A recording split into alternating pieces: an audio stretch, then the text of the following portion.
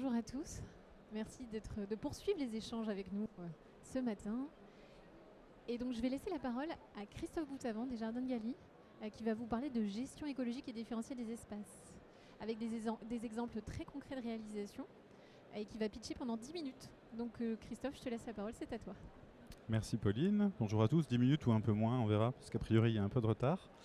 Donc je suis Christophe Boutavant, je travaille au bureau d'études de Galie, entreprise des fermes de Galie, partenaire sur le stand ici, et vous pourrez me retrouver après la présentation juste derrière, sous la magnifique tonnelle derrière.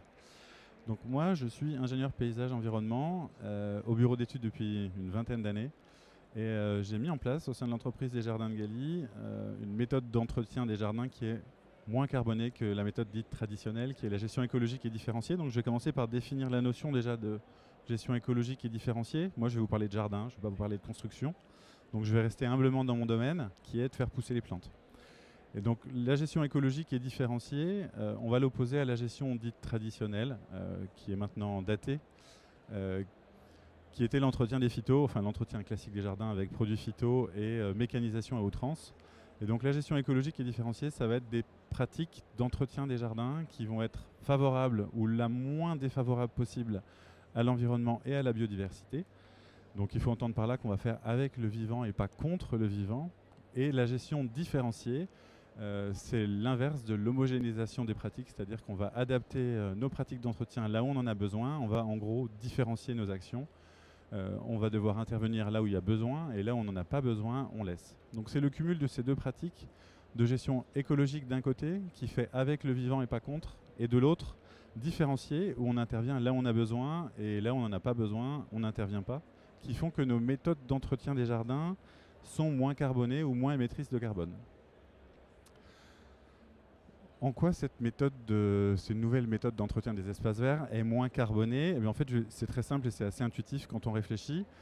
Tout d'abord, on a des pratiques d'intervention qui sont ciblées, adaptées à ce qu'on veut faire sur site, et on ne va plus être homogène dans nos pratiques. Là, on a une petite image d'illustration qui le montre bien. Sur cet espace-là, auparavant, il y a encore 5 ans, on avait la même pratique d'entretien de la pelouse partout, à savoir de la tonte régulière. Et sur ce site-là, où on a un patrimoine de biodiversité qui est assez intéressant, on a mis en place la différenciation des tontes. Et donc en fait, là où le gazon est encore ras, c'est tondu régulièrement, et là où ça ne l'est pas, c'est tondu moins souvent. Ça paraît évident, mais en fait ça veut dire que là où on intervient moins souvent, il y a moins d'émissions de carbone, puisqu'il n'y a pas de déplacement pour faire la tonte, et il n'y a pas la tonte, il n'y a pas l'utilisation du matériel. Donc c'est une pratique de différenciation de tonte qu'on voit de plus en plus sur nos contrats, qui n'a que des bénéfices en fait. Plus on laisse monter le gazon, plus il est favorable à la biodiversité. Et puis ensuite, comme je disais tout à l'heure, on différencie nos pratiques.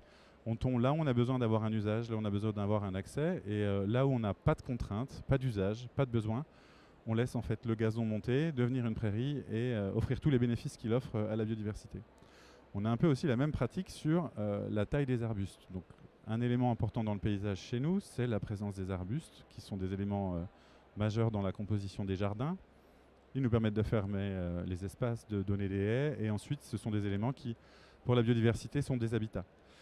Auparavant, ou encore dans les 10 dernières années ou dans les 20 dernières années, il est habituel d'entretenir et de tailler nos arbustes de façon systématique. L'homme a la main sur la nature et le montre avec son taille-haie.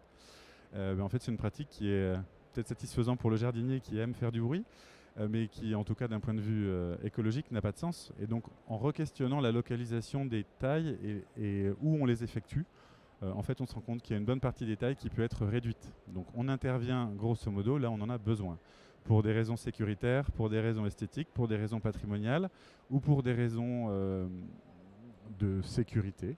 Voilà, mais là, on n'a pas besoin, on ne taille plus. Donc, sur cette intervention de taille, par exemple, on peut économiser jusqu'à 3 passages par an. Donc, c'est le cumul de ces nouvelles pratiques différenciées qui nous permet de réduire l'impact carbone ou les émissions directes. Ensuite, il y a une photo que j'aime beaucoup parce qu'elle est assez sympa. On fait de la promo, hein, c'est le nom de notre boîte sur les sécateurs, mais je trouve que c'est assez rigolo de montrer ça comme ça. C'est qu'en fait, on remet au goût du jour l'utilisation du matériel mécanique manuel. Donc, le sécateur, c'est l'outil de base du jardinier. En tout cas, c'est en train de le redevenir, mais ça ne l'était plus. puisque le taille-haie, les systèmes mécaniques faciles à utiliser, effectivement, ont un rendement beaucoup plus intéressant pour le jardinier, ça va vite. Mais en fait, dans une logique de taille raisonnée et de taille différenciée, d'adaptation de l'action de maintenance aux besoins du végétal et aux contraintes qu'on a sur le site, le sécateur est bien plus adapté. Donc on remet au goût du jour les sécateurs et les outils manuels. Et donc ces outils-là, à l'usage, n'émettent pas de carbone. C'est évident, mais il suffit de le rappeler. Et puis ensuite, là, on a besoin d'outils mécanisés. Depuis maintenant plus d'une dizaine d'années, on voit apparaître les matériels électroportatifs qui sont d'un côté plus légers, plus faciles et qui en plus ne consomment pas d'énergie fossile. Nouvelle pratique aussi dans nos jardins, la réintroduction dans les conceptions et dans les aménagements de plantes locales. Donc je sais qu'il y a une intervention vendredi, j'ai un de mes collègues qui va en parler. Nous, chez Gali, on a pris le parti de mettre en avant ce sujet que les écologues ont déjà lancé il y a un moment, de dire il faut réintroduire dans les aménagements paysagers de la plante locale, donc ça veut dire de la plante originaire de la région dans laquelle vous vous situez, qui est produite localement et qui est ensuite réintroduite dans le site. L'objectif, c'est une visée écologique et de biodiversité. La plante est adaptée à la faune qui se trouve dans la région dans laquelle on introduit le végétal, donc le cycle est vertueux pour la biodiversité.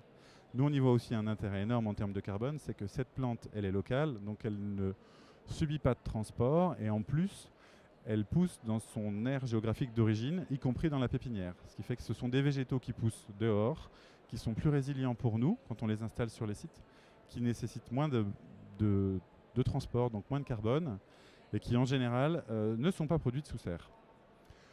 Ces végétaux, ils ont un intérêt pour nous aussi, c'est qu'ils sont adaptés au climat dans la région dans laquelle ils poussent, et ils vont être adaptés au climat dans la région dans laquelle on les plante. Ce qui fait que ce sont des végétaux qui seront plus résistants et qu'on aura à remplacer moins souvent.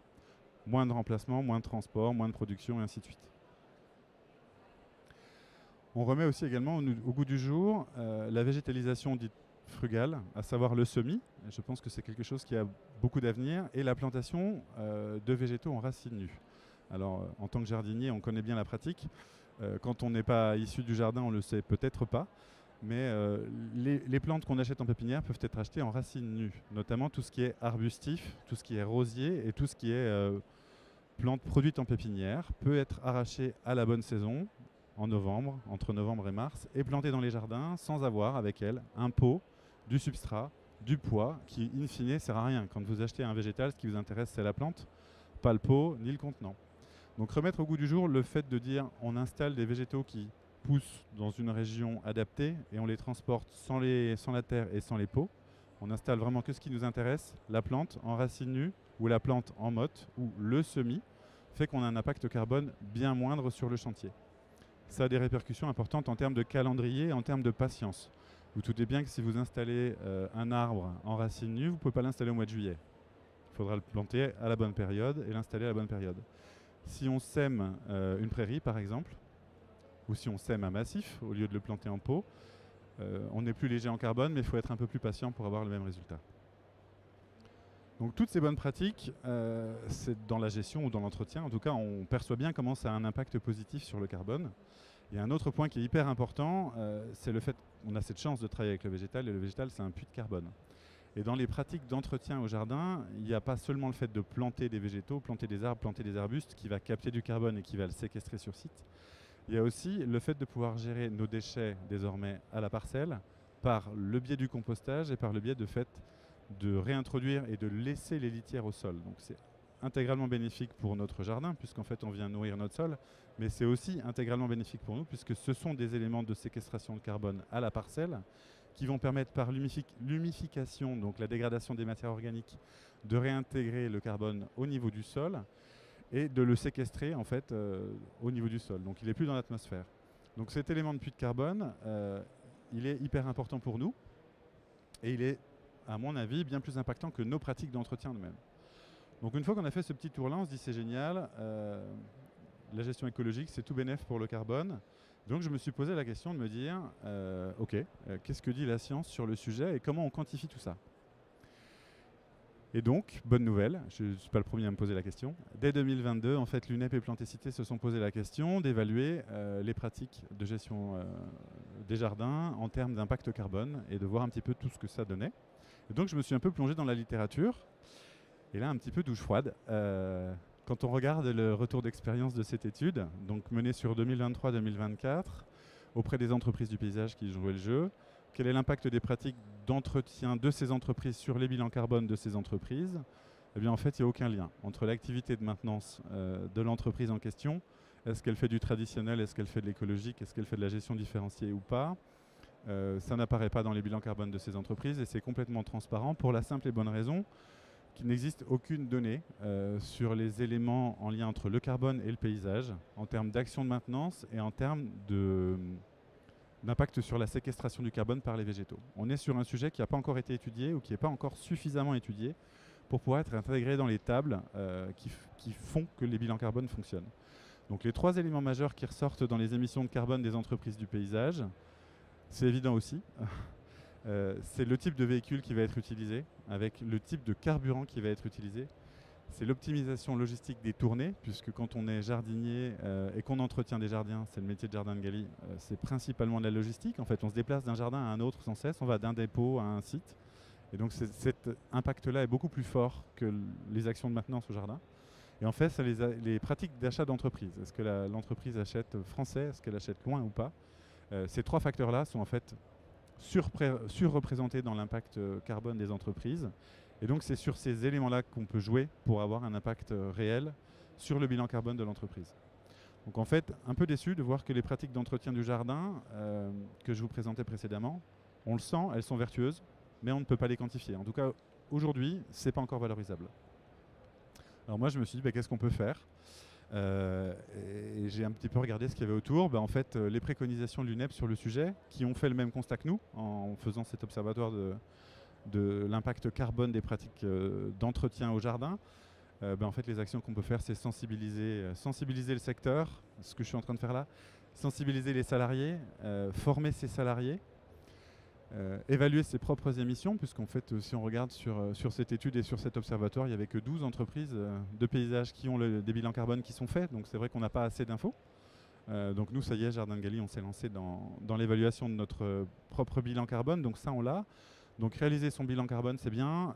Choisir une trajectoire aussi, et en fait, communiquer, la faire savoir. A priori, c'est le levier le plus important. Et puis, dernier point, j'étais surpris, en fait, en faisant ma petite bibliographie, de découvrir qu'il existait une étude qui avait été proposée sur l'impact des plantations du sol, de la pousse des végétaux, l'impact que ces aménagements ont sur les émissions de carbone et la séquestration de carbone.